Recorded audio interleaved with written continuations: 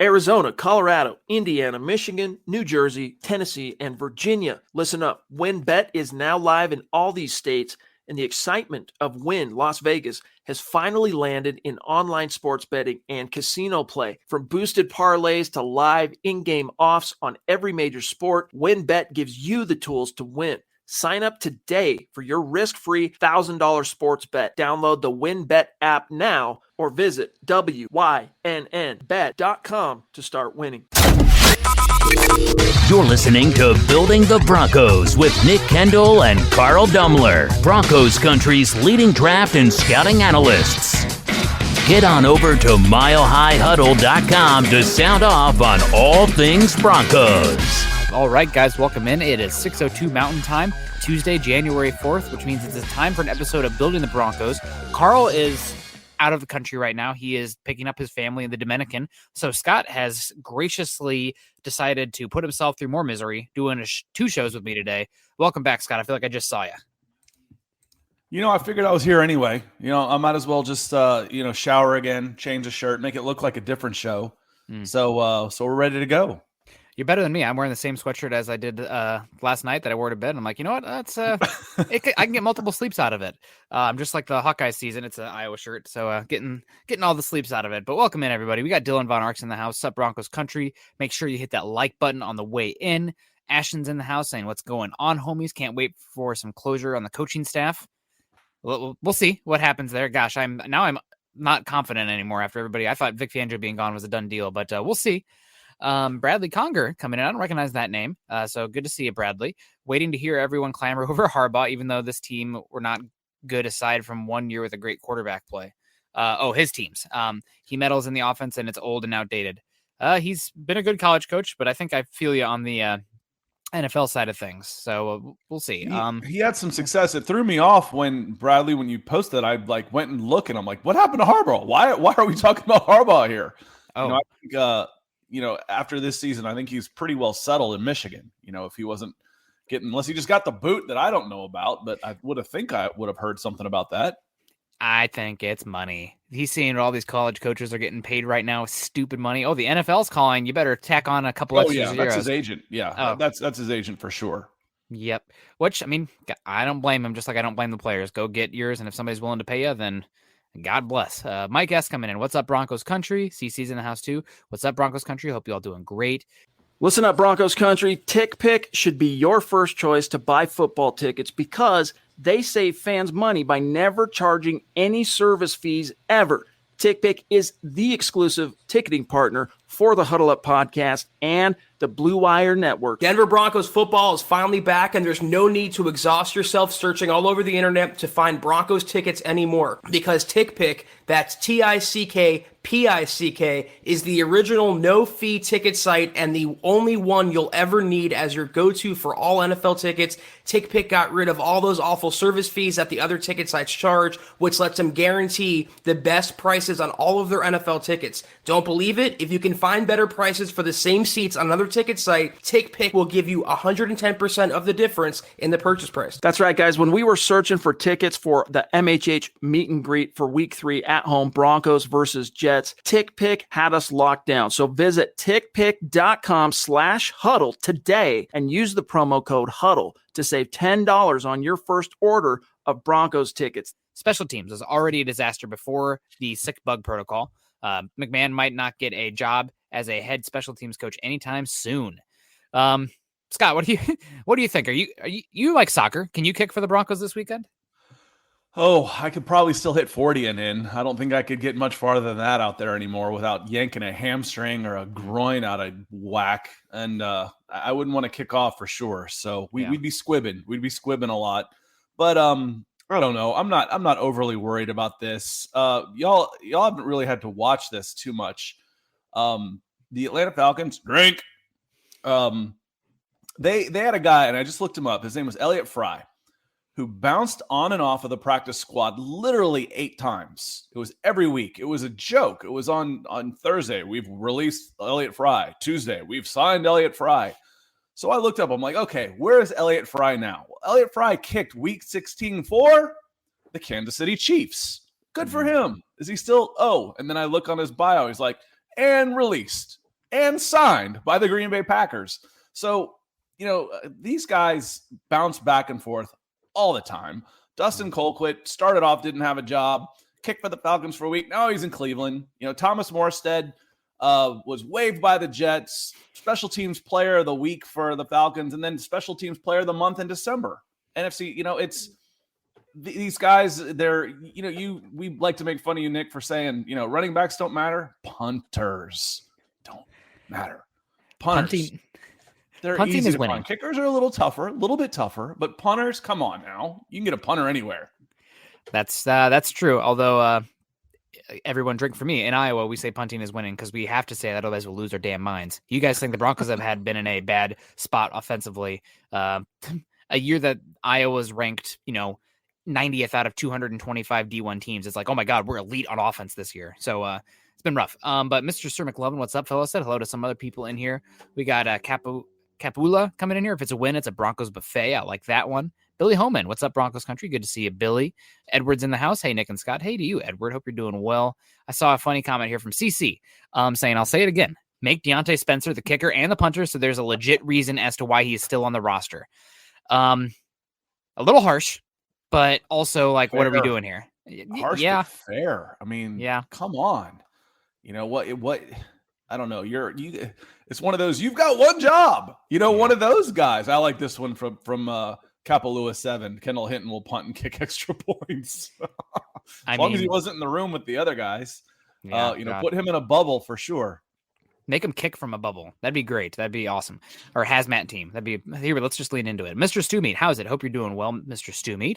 We got Greg Smith. Aloha to you. Nick and Scott. Aloha for the second time today. Absolutely. We also got GM Garner saying, can we bring Bill Cowher out of retirement?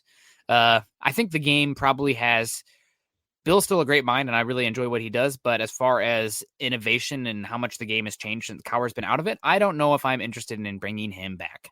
I think it's the man management at that point. Again, we hear me say that a lot, but relating to the players and having the players respect you and getting the play for you for a guy that hasn't been in the game for a long time is a tough sell. That'd be a tough sell. I know GM Garner was, saying that tongue in cheek, but still, the respect factor when you're dealing with 25 to 35-year-old multimillionaires is huge. A lot of these guys are making more money than you. You better be able to command a room and get the respect. And Miguel coming in with some stars. First stars of the night, probably won't be the last. Sup, fellas? I know the whole thing about what ifs, but could Rodgers or Wilson have Denver 2013 stats with this current Broncos roster? Oh, man. I'm going to take the under on that all around. Unless, I guess you could make the argument that they could have the 2013 stats in totality because there's an extra game to play. But as far as the per game stats, you're talking about one of the greatest offenses of all time. Now, I do think that Rodgers and Wilson coming in here would give you a very good offense, but I think you're more likely going to see 2012 Peyton Manning and the Broncos. And that's, heck, sign me up for that. That'd be amazing considering what we've had here recently. But the 2013 team, man, that's just such an outlier. That team was incredible. You had 3 guys, I think, have 1,000-yard receiving, 1,000-yard rushing back. The stats are just crazy. I know that I tried to avoid drafting just Broncos on my fantasy football team, but that year that was my junior year of college. I think I had a bunch of just Broncos on my team, and I won like every league I was in. So yeah, I think I can see why this has been especially painful for Broncos fans. When you go 2012, number 2 ranked team offense, 2013, number 1, 2014, number 2, 19, 22, 27, 24, 28, 28, 23. Wow. Y'all got spoiled. I say that a lot, but that is a precipitous drop off from where you were. And let me guess. Oh no, that was last year. Peyton Manning was 19. So there was a drop off while he was still there. 2015 was bad with Peyton, but let's see, the yards actually, your defense stepped up and played that year. That was the year that we won the Super Bowl. Yeah, that was complimentary football. Yeah. Not even complimentary because the Broncos led the league in turnovers, but that's totally beside the point. That 2015 defense, if you plugged this year's offense on that 2015 defense, we would be talking about that Broncos defense as potentially one of the best of all time because that Broncos offense did them no favors constantly. It was insane. Travis coming in. Big stars. This is what I do in the background, y'all. About this time, and I go, big stars. Big stars from Travis. So good evening, Nick and Scott, Broncos country. Reading up that Denver is banking on McManus and Martin being able to play on Saturday. They haven't contacted anyone to try out. Maybe Hinton can get another spot in the NFL Hall of Fame.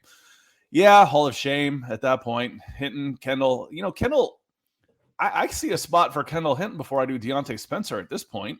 Oh, yeah. As far as the contributions to the team. It's Tuesday. You start worrying about Thursday. You could sign a guy. I don't know when rosters have to be set, but they do final injury reports Friday afternoon. You could bring a guy in Thursday to come kick. I mean, it's kicking a football is not scheme specific. Snap, kick, done. So it's I wouldn't be too worried about it. And to channel my inners, let me see. It's a Tuesday, so it'd be Carl and Nick. But let me bring in the huddle up guys, and I'll channel my inner Zach right now. Does it really matter? Does it matter? All hope is lost. This team stinks. Does it matter who's punting? Honestly, not really. Not really. You'll get a guy that can come in and average 42 yards a punt off the street. No big deal. Yeah. Kicking's a little tougher, but still doable. That's what makes, I say scouting quarterbacks is hardest. Really, scouting kickers is harder because there are literally 10,000 people in this country that can kick a 50-yard field goal. Not all of them can do it with 80,000 people screaming down your neck. You don't know what you got until you actually see them in action. I'll one up you. Kicker, long snapper. Scouting long snappers. Long snapper's a little easier though. You put a clock on it, a snap, and you put a timer on it. It's like a pop time on a catcher. Kickers, if you gave me 2 weeks, I could go off a tee at least. I could go hit a 50-yard field goal. I could. At 50 everybody. Years old, 49 years old, I could hit my age. I could hit a 49-yard field goal. Well, I know what Scott's going to be training to do this offseason once the football content dries up. But by God, don't put me out there in front of Broncos country. I might not hit the ball. I might pull. I was watching. Who was it? Was it the Broncos game I was watching where the guy kicked the turf and hurt his ankle? I think there was an. Or was that Cleveland last night? I think it might have been Cleveland. I think it was Cleveland and us and Colquitt last night. That'd be me. I'd hurt my ankle, pull a groin, and try and dig a hole and climb into it and disappear. Well, thank you so much for your comment, Travis. I'm hoping to get some Kendall Hinton magic in this game because the Broncos got really nothing to play for in this game. I know there's that streak against the Chiefs, but with how injured you are right now, the season being essentially over, guys looking at the door, they're still playing for pride. They're playing for each other, but make no mistake, a lot of these guys are ready for the offseason at this point with everything, which is unfortunate. But we got David coming in saying, hello, Nick, Scott, and Broncos country. 6 days until we say goodbye to Fangio and company. Hashtag MHH for life. Hashtag Denver Broncos for life. Hashtag fire Fangio. David, I wish I could tell you that's going to happen. I do not know. I've gotten scared. I thought it was like a a no doubt conclusion after losing to Cincinnati and then Las Vegas, but it seems like there's a little pushback on that. I don't know. You're starting to get cold feet where you're sure about it. I mean, usually your first instinct is right. It's got to happen. It's got to happen. I can't imagine. We're going to have some fun. It'll be a fun year. It'll be a fun offseason if they don't, because there will be a lot of angry people, and the football priests will be here to try and see the bright side, to help, to make you feel better. We'll work on personnel and think, okay, next year we'll talk about that. But man, like I've said it before, I say it all the time in the morning. I'll say it again for the evening crowd.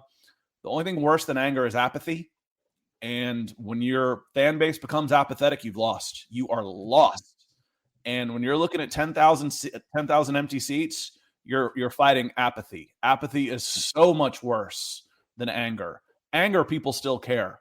When they stop caring, you'll be lucky if you can get them back. You might see a little apathy in the stadium this week with the game being moved from Sunday to Saturday, changing a bunch of people's plans. The Broncos riding a 3-game losing streak out of the playoffs. It's going to be cold in Denver as well. And feels like a no-hope win game or a no-chance win game versus Kansas City. Obviously, anything can happen any given Sunday. But this is with the Kansas City having something to play for, having to win to even have a chance at the number 1 seed. It's a recipe for a cover your eyes kind of game. We'll see what happens, but I have not a lot of hope for good feelings come out of this game. I'll consider it a win. This is how low bar it is for me. I'll consider it a win if they come out and nobody gets seriously injured. for the Broncos. That's the biggest thing. Because by God, if somebody, I'm not even gonna whisper it into the air to give it legs. But if one of those core players gets hurt from this meaningless game, I'm gonna be beside myself. There's the phrase becomes blood on your hands.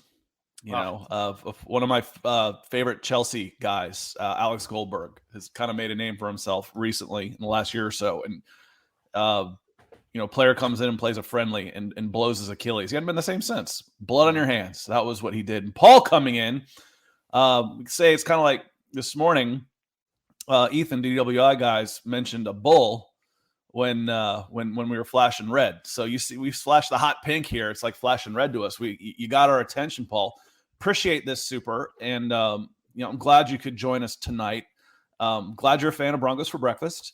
And he says, I'd make Shermer kick field goals even though all of them would come up 2 yards short of the sticks.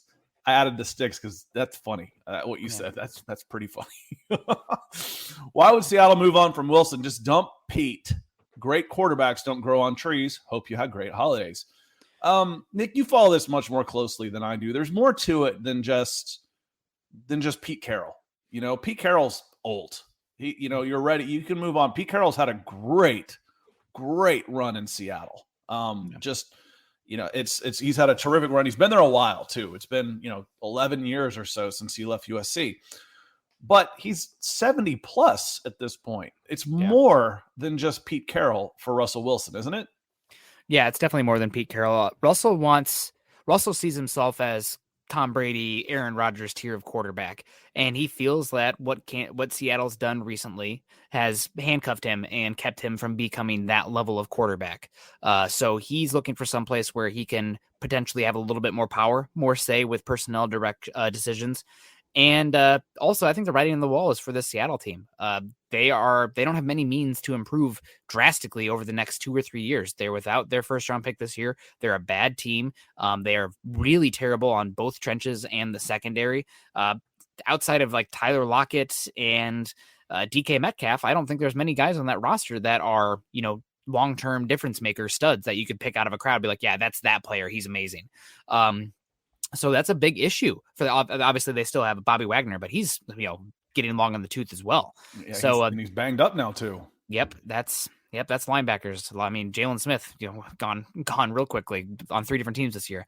But I think that's the thing as well. I think that Wilson understands that his avenues to success with Seattle right now are not great. And I also think he's interested in expanding his Russell Wilson brand itself, which either could mean moving to a bigger city, a bigger market than Seattle, or playing on a team that's going to have him contending for Super Bowls, which Seattle seems to be farther off right now than a lot of teams in the league. Yeah, if you're going to play in one of the corners of the country, Seattle's probably the worst one for your Q rating compared to New York, Miami, or LA.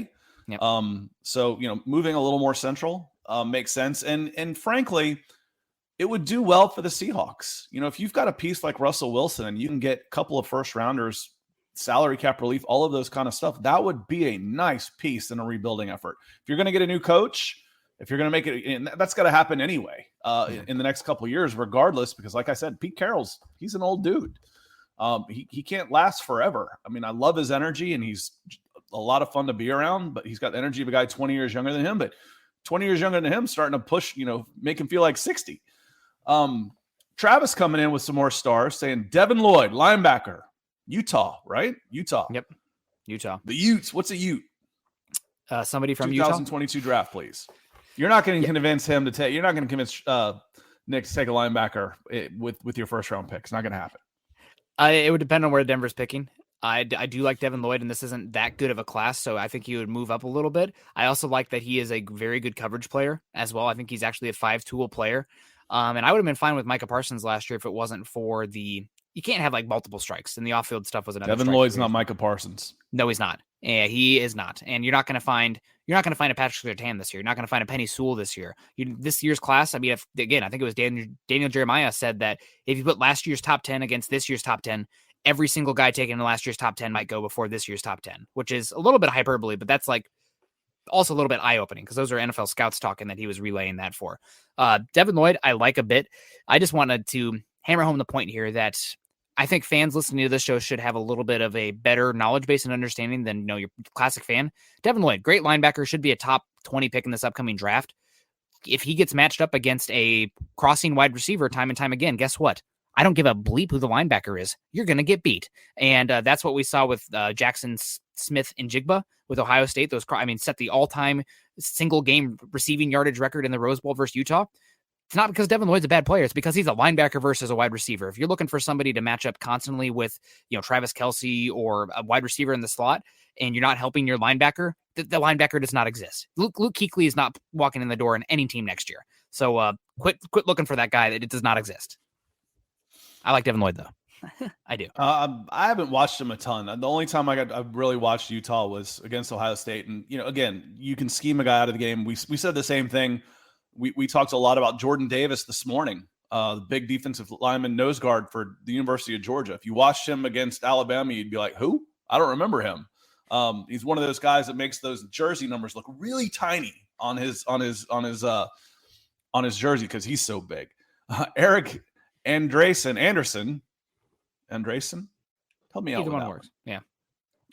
Eric, pay Pat McAfee $1 million for one game at least would be a reason for fans to show up. Be interesting.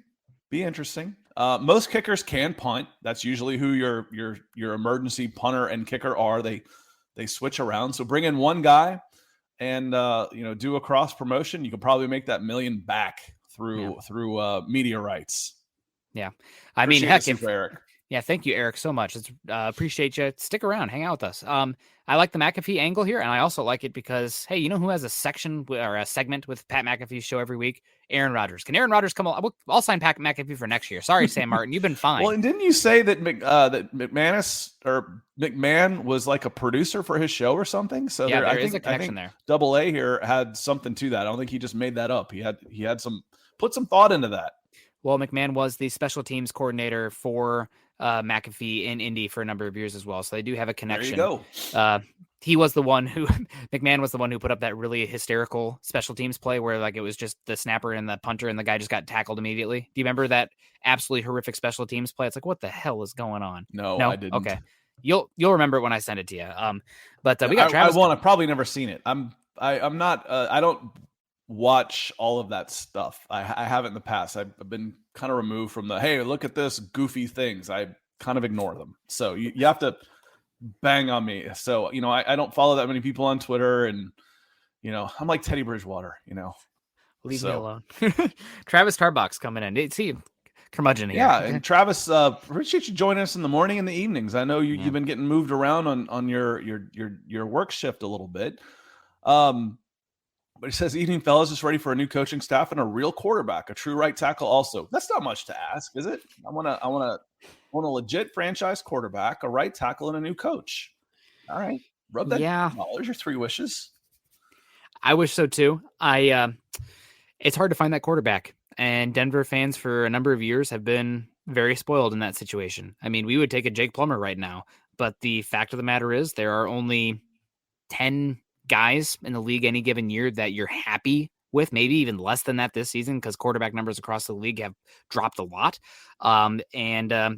It's really hard to find that guy and you're going to keep looking for it. And that's another reason that you see, like, why does Kirk Cousins get this money? Why does Matt Ryan get this money? Because these teams have looked into the void and the void has laughed at them with what it looks like. I mean, you're starting Trevor Siemian, you're starting Lord knows. I mean, it can be really bad. So even competent quarterback play has a lot of value.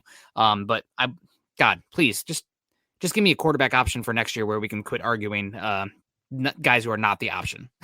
Yeah, I mean, it still makes a lot of sense to have Drew Lock around for a year. What I don't necessarily like is revisionist history. Let's not blow him up to what he has never been. And we can still talk about what he could be. And we've seen the progression this year. That's fine. Yep. And I think he's got a chance. I think he still has a chance next year. A clean slate, 1-year contract. He's cheap. He is an absolute low risk, high reward guy. That's a guy I want on my roster. As long as he's not a distraction. And right now he seems anything but. He's been magnificent in press conferences, going out and playing hurt. I think he's getting the respect of his teammates. He earlier this year, he credited, learning a lot from Teddy Bridgewater. He said, I remember him saying, I never had a quarterback like that to learn from before. I've never had a guy like that on the roster before. So you've got the talent there. Rein in the mistakes a little bit, and let's see where it goes. But yes, you've got to have somebody better than Teddy Bridgewater to push him for sure. Yeah. It's rough, and I don't like the revisionist history either. I mean, there's just a lot of confirmation bias going on, and I think the reality of the situation is neither of these guys probably long-term solution there. You can get viable it's play tough. there. Again, do I want to throw out the entire offensive line, or do I want to see a new offensive coordinator? Again, for what he costs on 1 year, do I want to re-sign him to a big extension? No. Would I like to see him with a better offensive coordinator and system and environment than what he's getting in Denver Broncos right now? Yeah, I would. I really would. Yep. And I'll be curious, if he moves on, I'll be curious to see where he lands. Does he ends up place? If he was in New Orleans, would I rather have him or Jameis Winston? That's close for me. That's really close for me. And Jameis Winston was playing some of his best football under Sean Payton of his career before he got hurt. Lock's better than Simeon. He is better than Simeon. So yeah. He's anyway, somewhere. George somewhere coming in with a terrific compliment and some stars. So I'd like to thank both of you for your insight into the team. Thanks, George. I don't think Rodgers will leave reenactment Bay, so I think we'll go for Wilson, DB for life, Denver Broncos for life. I don't know. It's nice being out here tonight with the evening crowd because I hear so much, and that's why I don't listen to talk radio, Nick. I want to say stuff. I want to react. I want to, if I can't give my opinion, I don't want to listen to yours. It's like just being yelled at. Some of the talk in the evening show has been that, that Rodgers could walk away this year. That he doesn't want to tarnish his legacy. He doesn't want to be just a guy. But how about that he's talking about finishing on top with Green Bay and then looking for a new chapter? He doesn't want to be just a guy in Green Bay, but maybe I want to try a new challenge. Maybe I go out on top with Green Bay. This guy's not going to win back-to-back MVPs and just quit the game. Man, when you're done, you're done. The retirement is a long time. He's got this much of a window left where he can play this game, and he ain't going to give that up yet. There's no way. No way. Yeah, I still think you got to be putting all your chips on the table and going for him if he is available. And you want to be cheering for Green Bay to implode. Although right now with the Buccaneers going to fall apart, man. They're just begging their offensive line to hold and somebody come open, but they don't have any game winners right now. With Gronkowski is probably the best of fourth option right now. So I don't want to go too far down Tampa Bay, but I don't know who beats Green Bay right now. I mean, anything can happen in a single game, but Tampa Bay, Dallas, the Rams, the Cardinals, all those teams, very, very weak in comparison to Green Bay, but we'll see. You want Green Bay to lose though, because if they get one and done, I think Rodgers is going to be on the move. If they make it to the Super Bowl, I don't think Rodgers is going anywhere, let alone win it, but even make it. I don't think he's going to go anywhere. But see, why not? To me, that makes sense where he might want to go out on top then. I think you'd have a better chance going out on top at Green Bay, coming back another year. But I mean, leaving Green Bay like that, say, listen, we just won another Super Bowl. I'm ready for a new challenge. I'm done. I'm done here. It's been awesome. I'm going to do something else. Would that tarnish his legacy? No, you won us a Super Bowl. Good luck to you. We love you. You'll always be a Packer. When you're ready to come back and retire, you can. We got the spot hanging up for you on the Ring of Fame. Man, don't underestimate the pettiness and the bitterness of fans. They think they own you in that kind of situation. That's short-lived. Brett Favre went to the Minnesota Vikings, for God's sakes. You think Brett Favre still isn't loved in Green Bay? That we'll boo your ass while you're on the other team, but all's forgiven when you're done. You'll come home. We'll have a brat and a beer together, and it'll all be good. Be careful. Rodgers and his fiance might eat some clay or whatever the heck they're into. No, I don't know. She's weird. Thank you very much for the comment, George. We appreciate you. I would take either of those guys. It'd be great.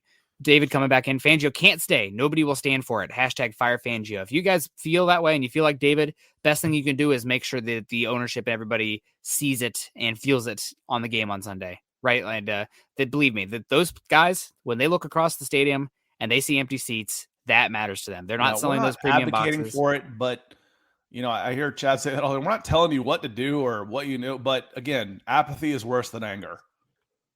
It absolutely is. So we'll know soon.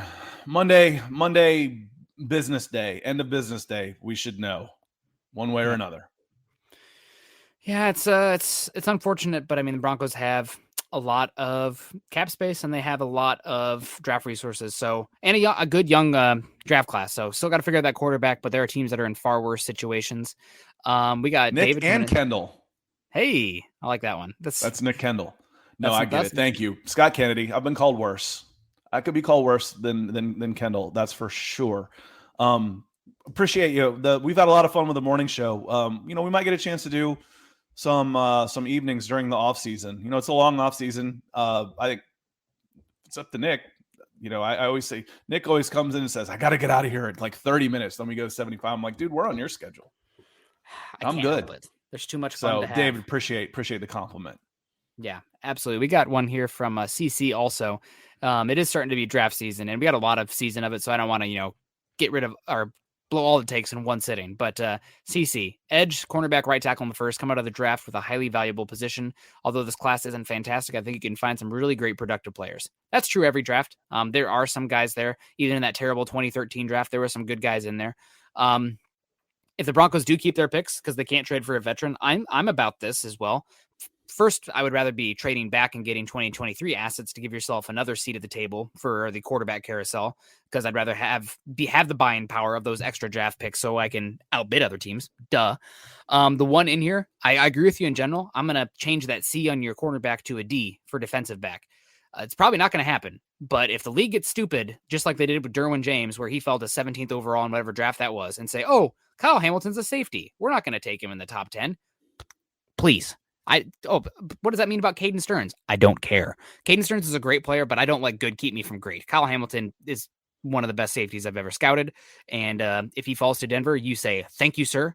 May I have another? And go on to the next round. Yeah. And you can move one of those guys to nickel or whatever. You can do a lot with those players. I mean, how many guys did you lose during the course of this season in the defensive backfield? I mean, you've got to go 8 or 9 deep at least to get through a season. And Kyle Hamilton, he's a game changer. I'm not worried about specific positions. If you can get a game changer, if you can change a game from safety, get that defensive back. Andrew Baker coming in. Appreciate you, Andrew. Some big stars said, hey, the Broncos for breakfast boys. Always listen, but can't participate at work. I know it's off-season talk, but who is y'all's team to root for in the playoffs? MHH for life. Playoffs. Playoffs? Because I have historically, again, being an Atlanta sports fan, you kind of latch on to teams as they go along. I was a Montana fan when he was with the 49ers because, well, my team was never in the playoffs. I was, for basketball, I was a Lakers guy, not a Celtics guy, as a kid, because my team was never going to be there. So how about you? Who you typically try and root for? I know with college, I kind of go conference first. There's an SEC loyalty for me. Then it goes, then when they play each other, I'll root for Georgia over Alabama for the most part. Yeah, I think I'm rooting for a team that nobody saw coming. I'm rooting for the AFC in this regard, but I think Tennessee is a fun team this year. Losing Derrick Henry and still getting the 1 seed possibly. That's a team that I would like to see go very far and also kick Kansas City off of the number 1 seed pedestal that they've been owning for a few years. I'd be about that. Also, I really think the Bills fans have suffered for a long time. I really like Sean McDermott and Billy Bean out there. And I think they would be a great team as well. I'm going through the NFC teams in my head, and I can't really think of anybody who I'm actually cheering for. I would cheer for the Rams because of Von Miller, but I want a higher draft pick. So sorry, Von, I love you, but I'll take the higher draft pick. Maybe the Arizona Cardinals because of everything they've gone through this year. I was a big Rondale Moore fan, like Kyler Murray a lot. That's a team that's also had a tormented history for the most part. So I'll go Bills Cardinals. Those are the 2 teams I'll hitch my wagon to. I was thinking Bills too. And it's probably easier to me to say who will you root against. When you're picking a team, I will root against whoever's playing the Patriots. Flat out, I'll root against the Patriots. I'll root for the Patriots before Kansas City, though. This year. I'll root again. I'll root for Mahomes over the Patriots. I will not root for the Patriots. Sorry. Yeah. I like the Packers. I like Aaron Rodgers for a long time. They got Sean McVay, Bengals too, the underdog. That's one you got to like too for me, having that underdog team in there. I won't root for Tom Brady, and for the same reason I won't root for the Patriots. Dan Quinn and Dallas Cowboys would be kind of fun for me. Kyler Murray in Arizona would be kind of fun for me. And then Sean McVay, Georgia kid, watched him in high school. Actually, that's, if you sort by most views, I think Sean McVay's high school highlights at Marist are like my number one view. So again, for me, it's probably easier to say, who would I root against? I will root against Tampa Bay and New England. So therefore, it's a Tampa New England Super Bowl, and I will go for a walk. I'll cheer for Tristan Wirfs in that scenario, just like I did last year. Travis Weber coming in here saying, I'm going to throw out a dark horse and say Matt Ryan or Kirk Cousins to Denver next season. I think that if the Broncos lose out on Rodgers or Wilson, there'll be calls made for Matt Ryan and Kirk Cousins. The contracts for those two guys make it very difficult, but everybody has a price. I mean, Jared Goff had a massive dead cap hit for the Rams, but it worked out in the end. Those teams made it work. So I think that more likely with Matt Ryan's contract, you're talking about a post June 1st trade with 2023 capital, just so it's a little bit more palatable for the Falcons to spread that dead cap around. But that's a hard thing to bank on, because then you're leaving the Falcons potentially really exposed as well after the draft, and maybe they're not interested in trading at that point. So who knows? And I wanted to throw Miguel's comment. Thanks again for the stars, Miguel, in with that same topic here. It says, I know people really want Rodgers Wilson, but if you can't score either one of them, how bad will the growing pains be if this year's quarterback class? If you take one of these guys, one of the top guys, and most of them are going to be the Senior Bowl. I hope, they're on the list. So that should be a lot of fun. We go down there. I got my credential came in approved today. Yes. So, hey, congrats. Looking forward to going down there. I'll have a lot of stuff, and we'll figure out how we want to cover the Senior Bowl. Maybe we do some live shows from down there. We will see. How bad will the growing pains be? You got Drew Lock. You got Drew Lock for a year. So if Drew Lock is your floor, how bad would it be? For me, that's your answer. So your answer to that question depends completely on how you feel about Drew Lock. Yeah. So, I think, should be. Right now you're looking at 7-10. Full season of Drew Lock with the same things. Get some maybe new offensive coordinator, new coaches, some healthy players. Hopefully the injury bug doesn't ravage you like it did this year. You should have a winning season. So moving forward, appreciate. What do you? How off am I on that one? I think that if you put Drew Lock starting this season, you're probably one more loss than you have right now, probably, just with the turnovers. I know he hasn't in the 2-game sample size, but I'm going to trust the broader sample size here, because quick trends can change things. Gosh, if you base it on short sample sizes, who is the quarterback that the Seahawks signed? Matt Flynn would be one of the best statistical quarterbacks ever, right? Like, one game doesn't do too much for me. Want to see the broader sample size, but I think you're right. I do think that Drew Lock's the floor would be Drew Lock. I don't know if the Broncos would go into the draft with just Drew Lock still. So I think there's probably still another quarterback in there that you have to discuss, whether that be a Tyrod Taylor type, a Marcus Mariota type, a Andy Dalton type, which I know everyone's groaning. I don't like it too. I'm going to have to wash my mouth after this, even mentioning that. You've got one guy under contract, and it's Drew Lock. So they'll bring in somebody else. The floor. That's as bad as it should get, is Drew Lock. Yeah, that's not all bad. No, and it's cheap too. It's overwhelmingly cheap, and you have a lot of flexibility. It's kind of, unfortunately, it's similar to this season with less depth and option, but it's not something where you're committed to it long term, where you are clouding yourself or not giving yourself the ability to get out in 2023 when you can reassess the landscape. If you're not going to get the guy, just don't commit to the wrong guy. That's the most important thing. Miguel, this is still Miguel. We got $20. Travis. Sorry, we'll go back. Okay. Travis, real quick, said we're talking about Lloyd, and then we'll move on from Devin Lloyd. He said it wasn't Lloyd's best showing. That's okay. I get tired of the hot takes. I watched this game, he wasn't very good. And the crazy ones are with the coordinators, for God's sakes. Kellen Moore, we just shut out Dallas. I don't want their offense coordinator. It was one freaking game.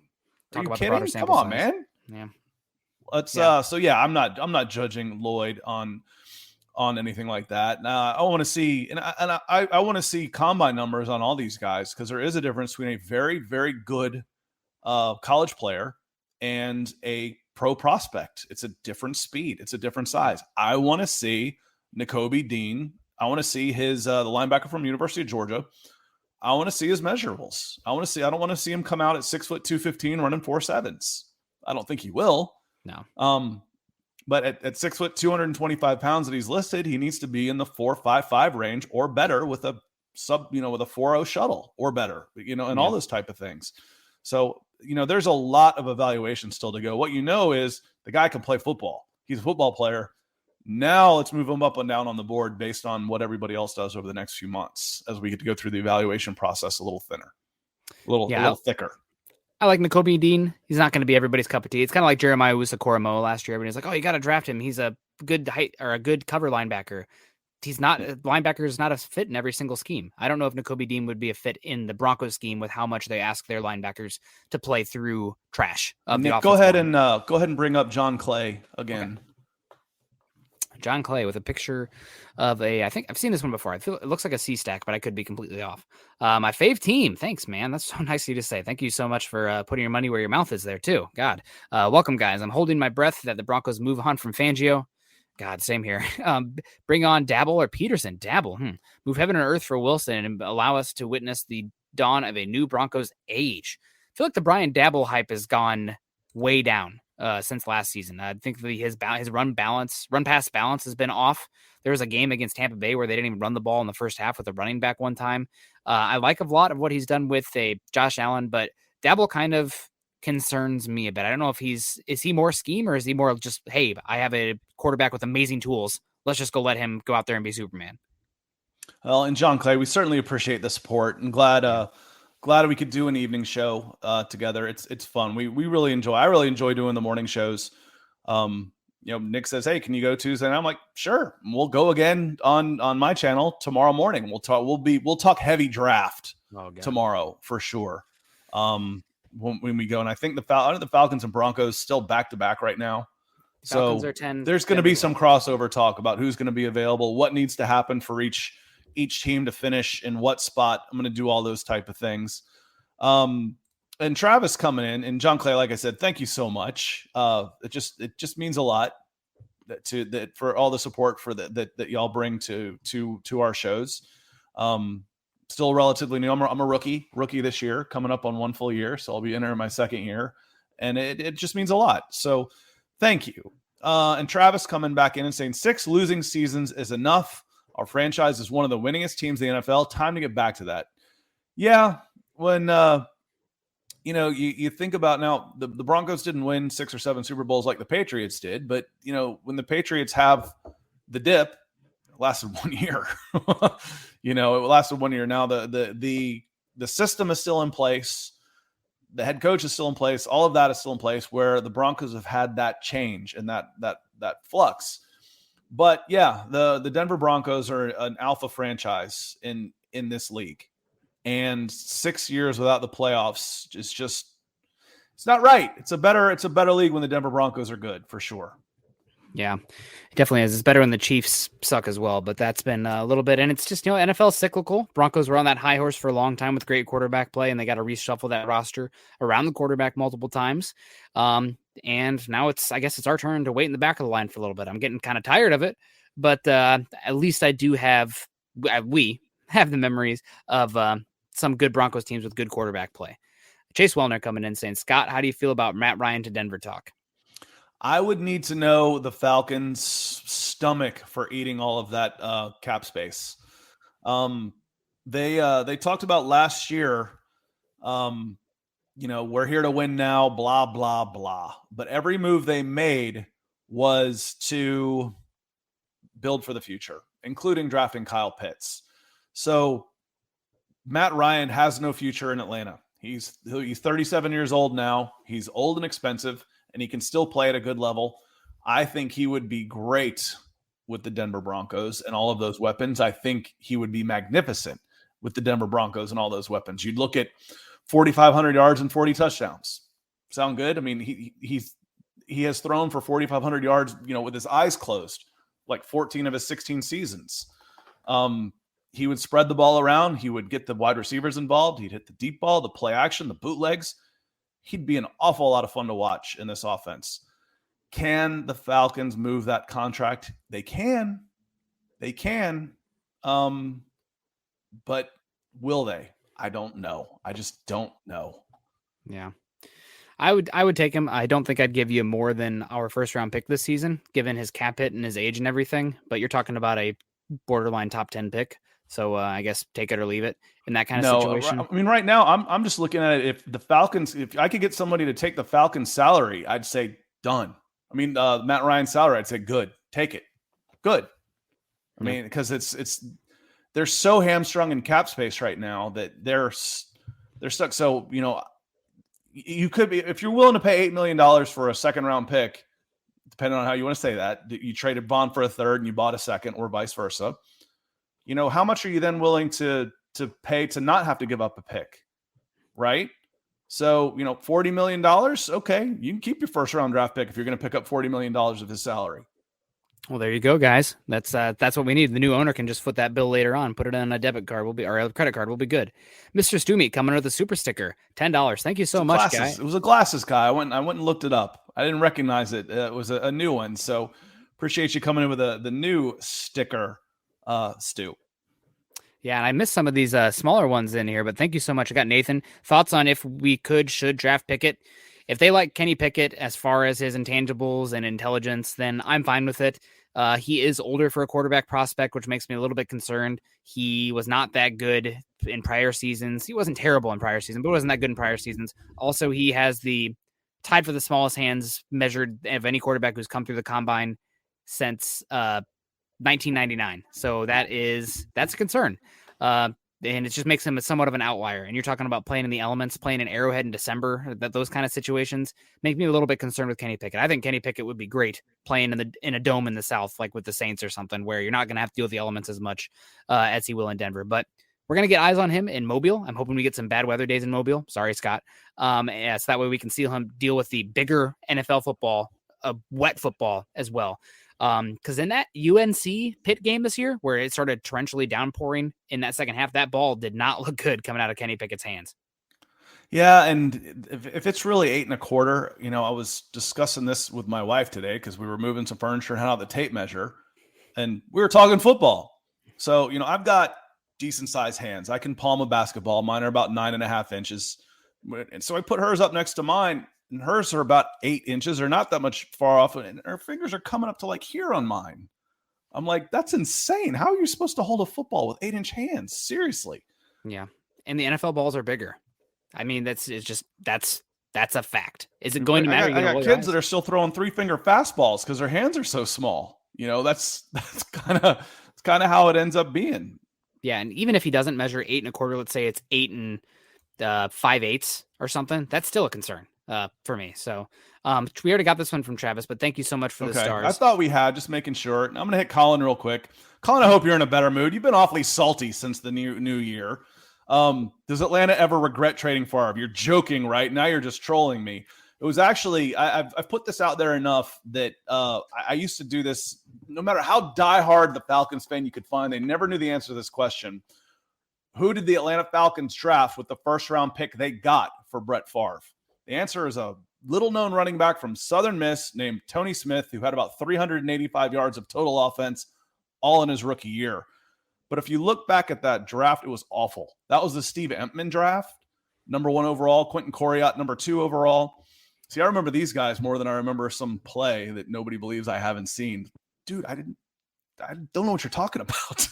But I can go back to the 1990 draft and rip off the busts that were in that draft. There was no good player really in that draft. There wasn't anybody they were going to get.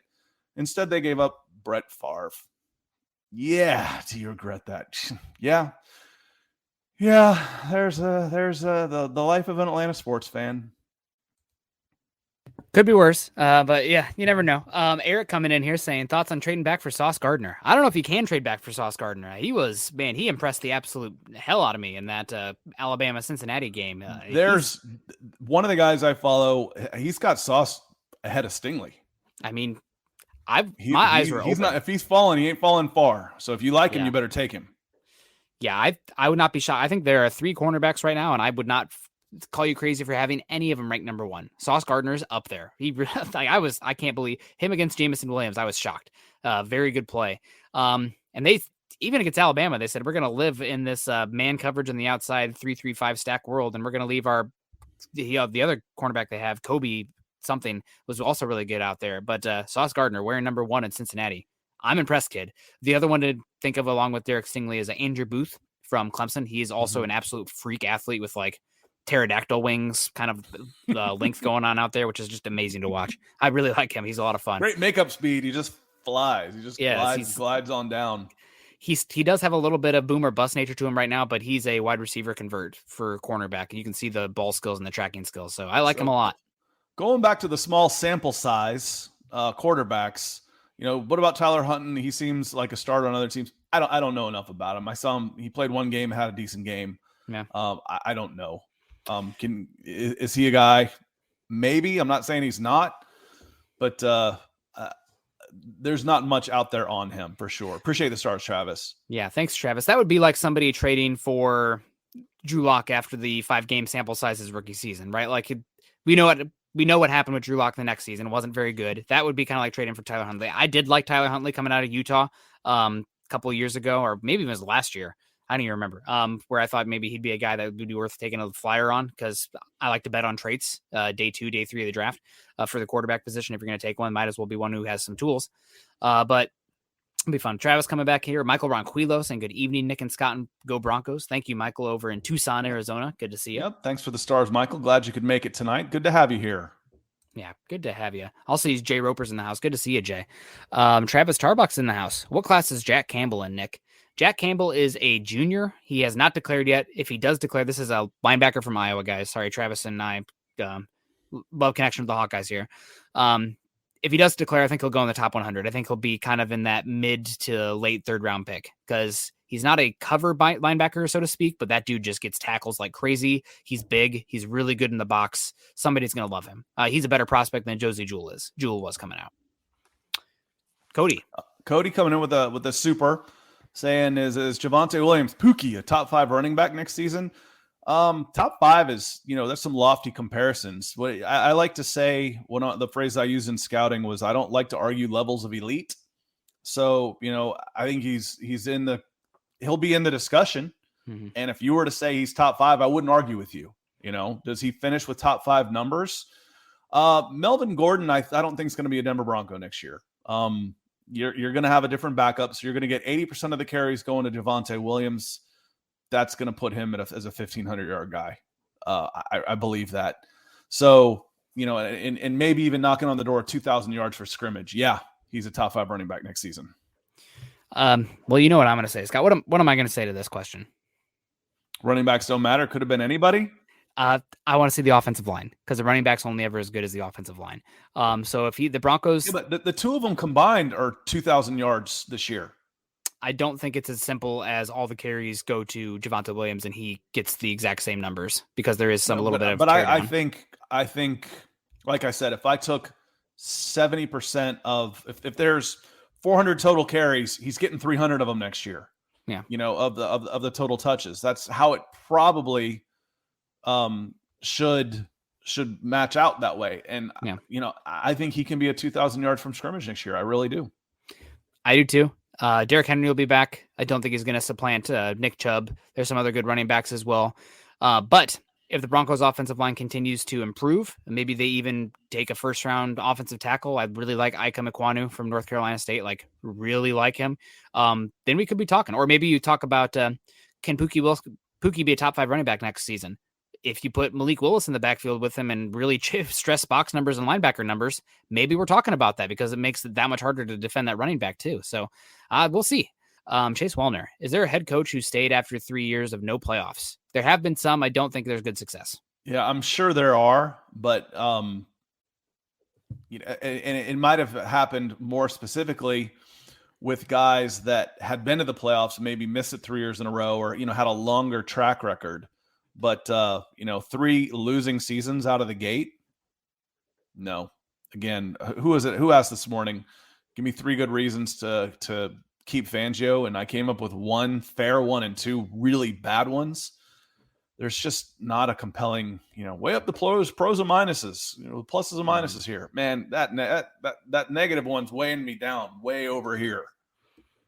Yeah, that's how it goes. Speaking of some negative ones weighing you down, Aaron Madrona coming in here saying Hendon Hooker, quarterback, Tennessee Volunteers, transferred from Michigan to Tennessee this season, overtook, another quarterback. Maybe I'm mixing up Mackenzie Milton or Milton with Hooker. Either way, Hendon Hooker at Tennessee, big arm, big athlete, plays in that same offense that got Drew Lock all those stats his junior year. Same head coach, or the Tennessee head coach is who Drew Lock's offensive coordinator was. So they don't really ask many difficult reads of Hendon Hooker. They say, hey, throw the ball downfield with your big arm. And he can do that.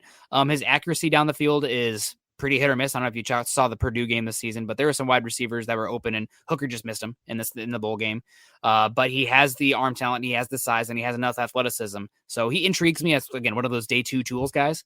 It does sound like he's going to be back at Tennessee next year. So we'll see. And a shout out, we talked a little bit of guys who have declared today, and Sauce Gardner, he declared today officially.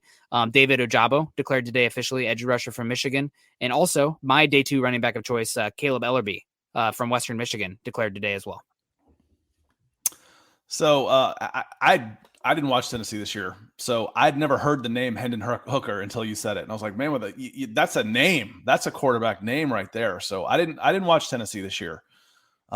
They weren't a Nick's Beer Fun from Canada. That Canadian beer, that's like moonshine. That Canadian beer. Labatt's, right? Or Labatt's? That was what movie was that? Big Daddy, I think. That Canadian beer, it's like moonshine. Yep. So thank you, Terry. Appreciate you coming in with the super for Nick's Beer Fun.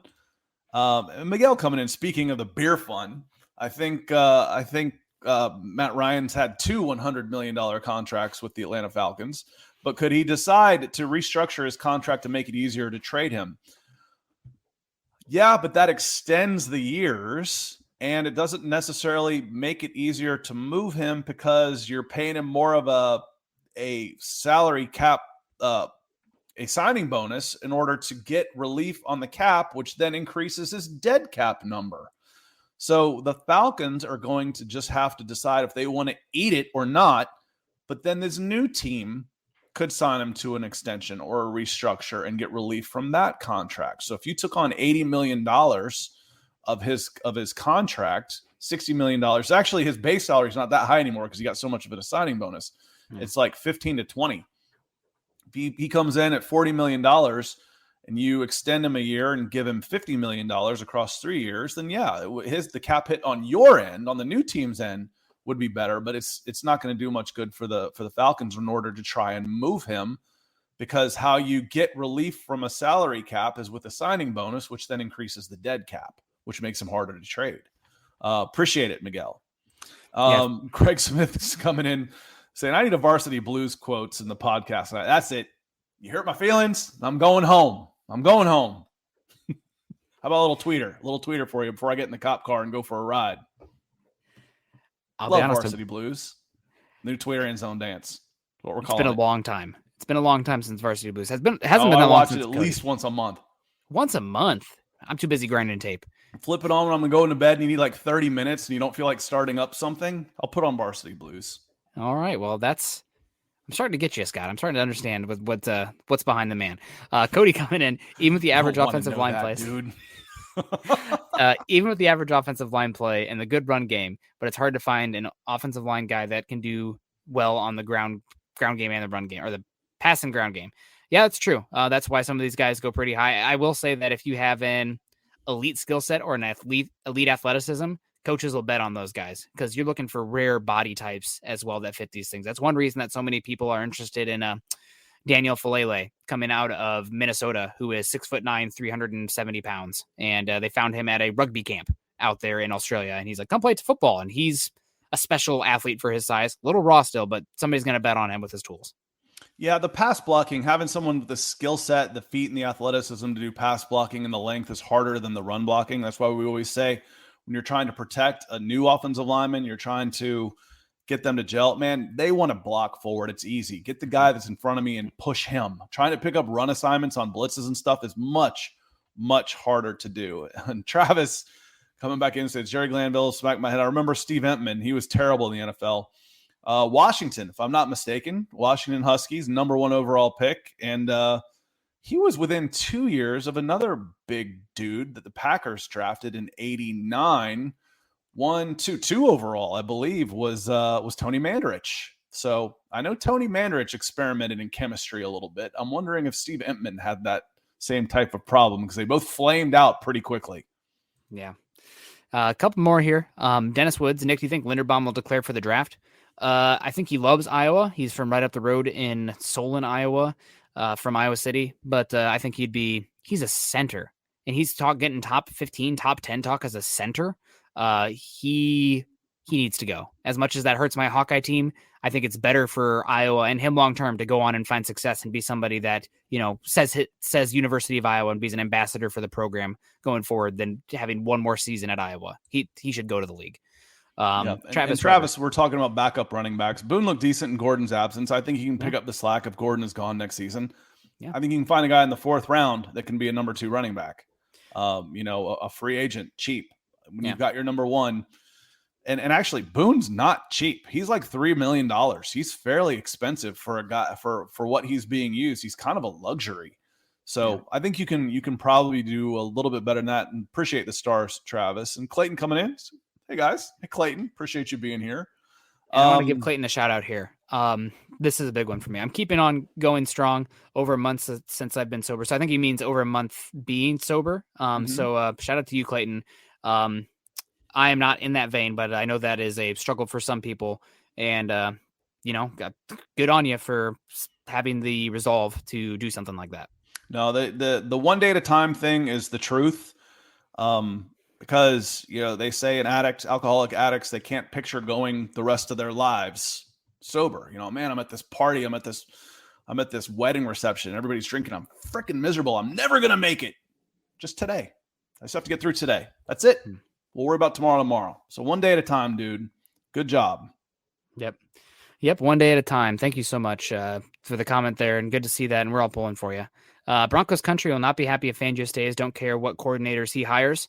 Broncos country, maybe I'm just speaking for myself, but if Vic Fangio stays, but it also comes with Aaron Rodgers or Russell Wilson, I could give a bleep if Chad's the head coach next year. I don't know what Chad's doing with the X's and O's, but if you have Aaron Rodgers or Russell Wilson, sign me up. I don't care. Yeah, if that's the trade, because now it goes, because I'm going to throw in Andrew's comment on here. If he says, if A-Rod comes and said, I'm coming, but I want to play for Fangio, Vic, new 2-year contract. Yeah. Looking forward to it. But otherwise, no. Never any doubts. Happen. No, it's not going to happen. You're not going to be able to get a guys to come in and play. You can't get your own guys to play for him. Yeah. Yeah. Andrew come in and said, being somewhat new to Broncos QB escapade, Scott, would you draft, keep Locke, or go big for A-Rod or Wilson? Choice 1, I'd go for one of the veterans. A-Rod to be probably my first choice because he makes you a Super Bowl contender right now. I'd love to have the next 7-8 years of Russell Wilson. You can give up 2 or 3 first-round draft picks if you got your quarterback for the next 3 or 4 years. Would love it. Then I would also look in free agency for another guy. So I would be looking for a veteran, and I would keep Locke next year without a doubt.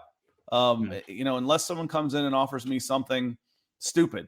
Like I said, people get kind of stupid. Locke goes in, throws for 4 touchdowns, and all of a sudden, hey, it's a quarterback needy team says, let's throw a first rounder at the Denver Broncos for that guy. They don't want him anymore.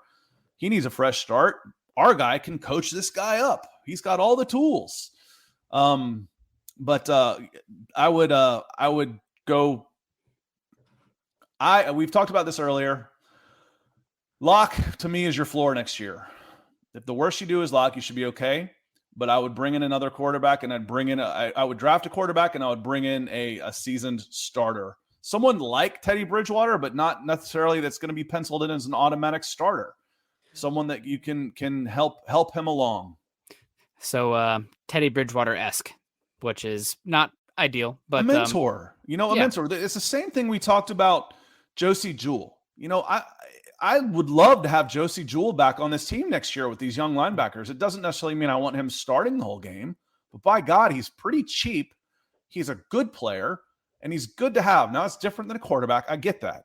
Yeah. But Josie Jewell can bring a world of experience and really help this team win football games next year even if he's not playing a ton. I'd love to have a guy like that. Bring in Crash Davis, we'll go Bull Durham now. Bring in a guy to bring Nuke LaLoosh going. So find your Josie Jewell for the quarterbacks, draft a guy, and you got Nick Lock. Those are your three. Nick Lock. Uh-oh. Look out, Nick Lock. Drew Lock. We got Jim Scott Harbaugh. Kendall, Nick Lock. It's getting late here in Georgia.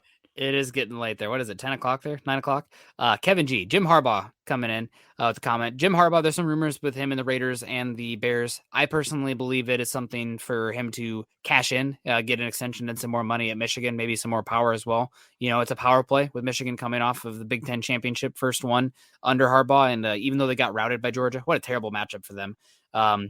Georgia had one bad game all year, and Bryce Young went Super Saiyan mode, and they got beat. I think Georgia's going to win, if you guys can't tell by my tone, on next Monday. But Harbaugh not coming to Denver. I don't think that's happening. And also, maybe I'm surmising here. I know that Jim Harbaugh and Vic Fangio worked together in San Francisco when Jim was in the 49ers. Vic was the DC. But there maybe seems to be a little bit of bad blood between Fangio and the Harbaughs with what we saw with John Harbaugh recently. So, who knows? Who knows? I mean, we're trying to connect as many dots as we possibly can. Nothing surprised me about them. I mean, again, Fangio, I think, is a different guy in front of the microphone in the last half of the season than he was in the first half. He was cringeworthy the first half of this year. Yeah. Not just in losses, but the worst I thought he was actually after the win against the Cowboys. Yeah. That was when I was like, this guy's a buffoon. And he's been fine since then. I think he's handled that aspect of it pretty well since then. So again, I wasn't going to, in a small sample size, give my entire opinion of Vic Fangio based on a couple bad press conferences, but I've seen a maturation there. And Terry coming in again saying, at this point, only a total overhaul of the coaching staff can get the talent on this team where it needs to be. Peyton would be a fool to throw away all the really good thing he's done so far. And guess what? I don't think Peyton's a fool. I don't think he is. So he has done a really good job of putting this team together. And I'll tell you what, the only thing worse than being a media guy and making predictions and having that coaching staff make you look like a fool is being the general manager and putting a team together and ended up looking like a fool. He's mad. I promise you. George Payton's mad. There might not be anybody more mad about 7-10, staring at the face of 7-10 right now than George Payton. I've said it a zillion times. I was surprised that a new general manager kept or had to, or whatever, however it worked out, keep a 2-year losing coach on and didn't get his own guy. And I will be absolutely freaking shocked if he gets a 4th year. Yeah, no, that makes, I would be shocked too, but crazier things have happened. Cody coming in, agreeing with both of us. We need Jewell back for special teams too. Yeah, Jewell's a good special teamer. He's not going to cost very much. He's a perfect option for you at linebacker because I've been really impressed with Jonas Griffith. He's an exclusive rights free agent. We've liked a lot what we've seen with Baron Browning. Baron Browning hasn't been able to stay healthy. You want some depth there. You don't want to go into next season with just Baron Browning and Jonas Griffith and Justin Strnad. If I don't want to talk too poorly about him. He's a human being, but not really lived up to it. I still kind of get a kick on people like, oh, I can't wait for Justin Strnad to pass Josie Jewell in the depth chart.